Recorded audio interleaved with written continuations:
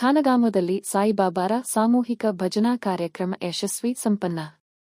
ಜೋಯಿಡಾ ತಾಲೂಕಿನ ನಾಗೋಡ ಗ್ರಾಮ ಪಂಚಾಯತ ವ್ಯಾಪ್ತಿಯ ಖಾನಗಾಮ ಗ್ರಾಮದಲ್ಲಿ ದಿನಾಂಕ 8 ಜೂನ್ 2025 ಭಾನುವಾರದಂದು ಕೈಗಾದ ಸ್ಥಾಯಿ ಸಮಿತಿಯಿಂದ ಸಾಯಿಬಾಬಾರವರ ಸಾಮೂಹಿಕ ಭಜನಾ ಕಾರ್ಯಕ್ರಮವನ್ನು ನಡೆಸಲಾಯಿತು.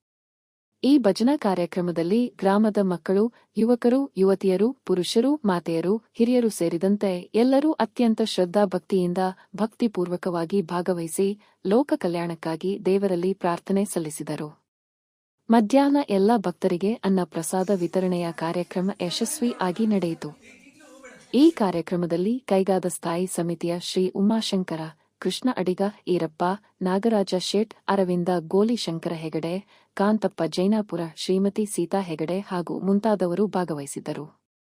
ಸ್ಥಳೀಯ ಮುಖಂಡರಾದ ಶ್ರೀ ರಾಜೇಶ ಸೇರಿದಂತೆ ಎಲ್ಲ ಗ್ರಾಮಸ್ಥರು ಸಂಪೂರ್ಣ ಸಹಕಾರ ನೀಡಿದರು.